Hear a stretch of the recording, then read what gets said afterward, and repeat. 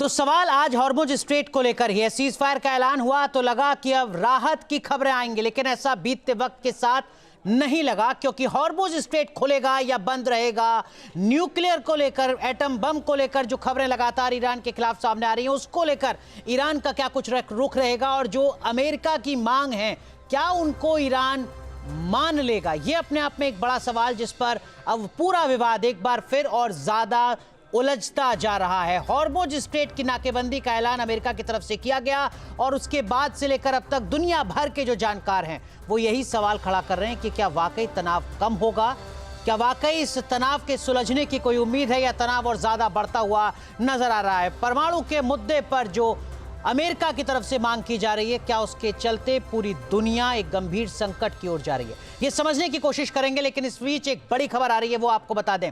Hormuz strait खुलवाने को लेकर बड़ी पहल हुई है। ब्रिटिश पीएम और फ्रांस के राष्ट्रपति ने यह पहल की है। स्टामर और मैक्रो शिखर सम्मेलन की मेजबानी करेंगे शुक्रवार। ये सवाल अभी भी जस का तस है, लेकिन इस बीच दुनिया के सबसे महत्वपूर्ण तेल मार्ग हॉर्मुज में बारूद की गंध तेज हो गई है।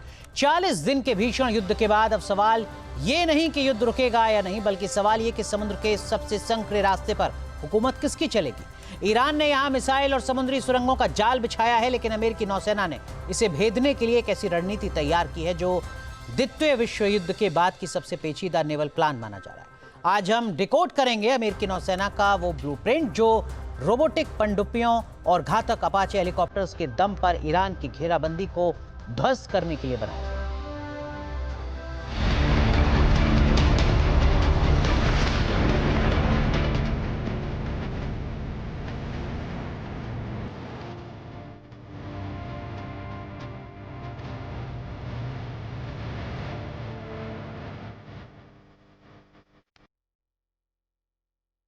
सिर्फ 21 मील चौड़े हॉर्मुज में हो रही हलचल ने पूरी दुनिया की सांसें अटका रखी।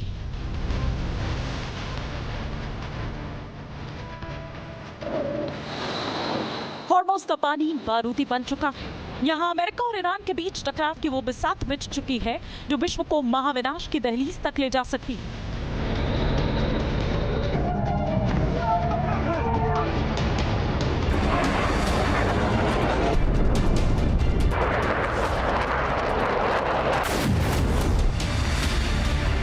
बातचीत फेल होने के बाद ईरान ने यहां अपनी घेराबंदी और कस ली है, लेकिन इस बार अमेरिका ने काउंटर ब्लॉकेट कर ईरान का दम घोटाने का प्लान बना लिया है। सवाल है कि आखिर अमेरिकी नौसेना हॉर्मुज में ईरान के इस अभेद्य दुर्ग को कैसे तोड़ेगी।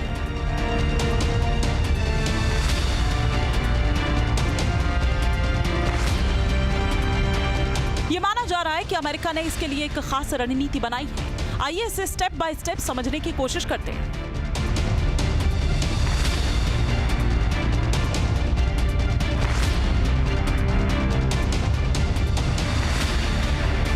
पहला सवाल, क्या अमेरिका अपने विशालकाय विमान वाहक पोतों को इस मौत की संकरी गली में उतारेगा?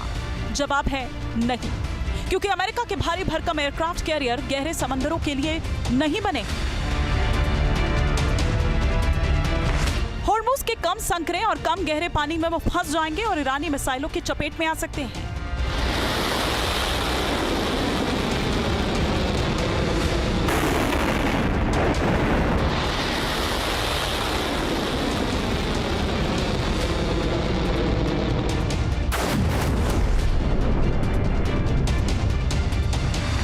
इसीलिए मीडिया रिपोर्ट्स के मुताबिक अमेरिका ने एक ऐसी चतुराई भरा और हाईटेक ब्लूप्रिंट तैयार किया है जो युद्ध का गेम प्लान बदल सकता है।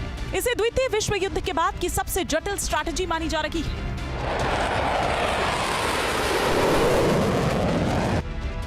इस बार अमेरिकी नौसेना का मुकाबला ईरान की मच्छर बोट से लेकर उसके घातक समुद्री बारूदी सुरंगों से है।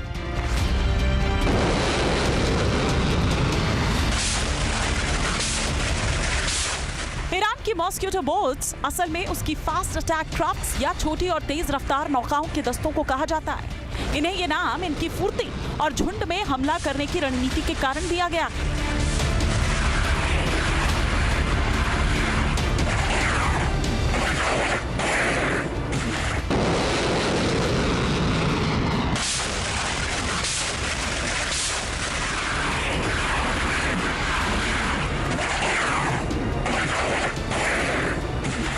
जैसे मच्छरों का झुंड एक साथ हमला करता है, वैसे ही ईरान के रेवोल्यूशनरी गार्ड्स दर्जनों छोटी नावों का इस्तेमाल एक बड़े दुश्मन जहाज को घेरने के लिए करता है।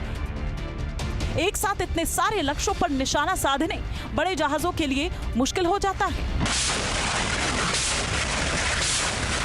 इसीलिए अमेरिका यहां अपने कीमती विमानवाहक युद्धपोतों को जोखिम में नहीं डालेगा।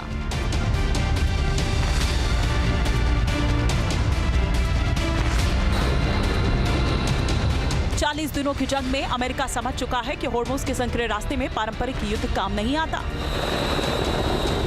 यहां ईरान मच्छर बोट्स के जरिए स्वॉर्म अटैक करता है।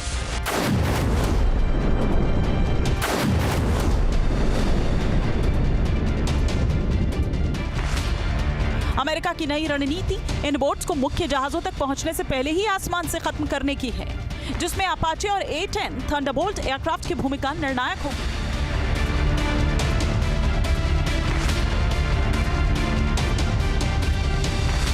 दरअसल ईरान की तेज रफ्तार मच्छर बोट्स अमेरिकी युद्धपोतों के लिए बड़ा खतरा है। अमेरिका ने इसके लिए अपाचे AH-64E गार्डियन और A-10 थंडरबोल्ट को समुद्री मोर्चे पर लगाया है। A-10 थंडरबोल्ट भयंकर गोलीबारी कर इन छोटी नावों को पल भर में लोहे के ढेर में बदल सकता है।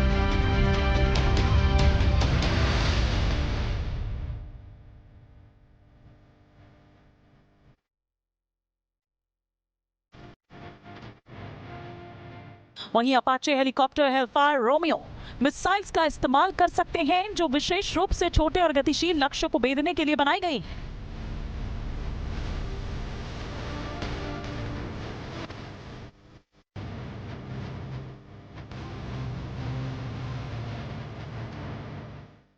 इसके अलावा ईरान के लारक और अबू मूसा जैसे द्वीपों पर मौजूद मिसाइल बंकरों को नष्ट करने के लिए अमेरिका GBU-72 जैसे बंकर बस्टर बमों का इस्तेमाल करेगा।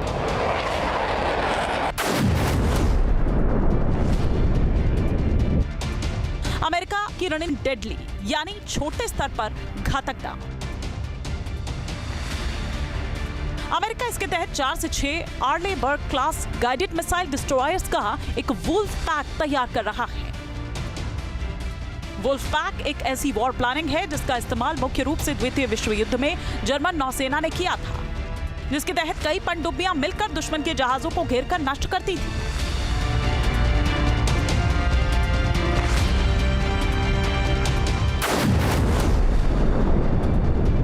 अब अमेरिकी नौसेना भी इसी रणनीति पर अमल कर सकती है। इसके तहत अमेरिकी जहाज होर्मुज के उत्तर और मध्य में तैनात होकर एक पिकेट लाइन बनाएंगे। इसके अलावा डिस्ट्रॉयर्स का एक रिजर्व बैंक अब भी तैयार रहेगा, जो पलक झपकते ही ईरानी पनडुब्बियों पर कहर बरपा देगा।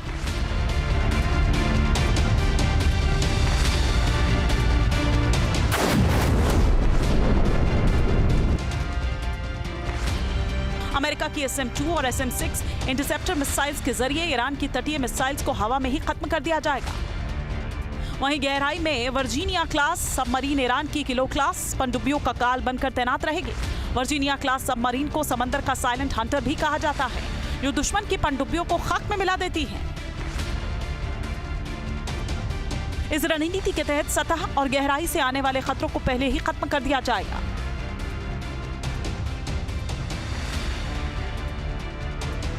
अमेरिकी नौसेना की बड़ी चुनौती ईरान की सी माइंस तकनीक का मुकाबला करना है। ईरान समुद्र में ऐसे बारूद बिछा रहा है जो जहाजों के चुंबकीय और ध्वनिक संकेतों से फट जाते हैं।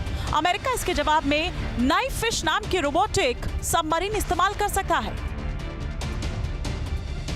ये एक ऑटोनॉमस अंडरवाटर व्हीकल है जो सीधे डेंजर जोन में गोता लगाकर दबे हुए बारूद की पहचान करता है। इसके साथ ही अनमैन्ड इन्फ्लुएंस स्वीप सिस्टम यानी UISS जहाजों की डमी सिग्नलिंग करेगा, जिससे ईरान के माइंस असली जहाज के आने से पहले ही फट जाएंगे और खतरा टल जाएगा। होर्मुज को खुलवाना ट्रंप के लिए नाक का सवाल बन चुका है, इसीलिए अमेरिकी नौसेना इस बार किसी भी गलती की गुंजाइश नहीं छोड़ना चाहती। अमेरिका ने ईरान की हर असिमेट्रिक चाल का सिमेट्रिक और तकनीकी जवाब तैयार कर लिया है, चाहे वो समुद्र की गहराई में छिपे बारूद हों या सतह पर तैरती सुसाइड बोट्स। अमेरिका रोबोटिक्स और एडवांस एयर पावर के दम पर होर्मुज को खुलवाने की जिद पर अड़ा है, लेकिन क्या ईरान के पास कोई ऐसा सीक्रेट वेपन है जो अमेरिका के इस हाईटेक चक्रव्यूह को तोड़ पाए? जी न्यूज़ नेशन।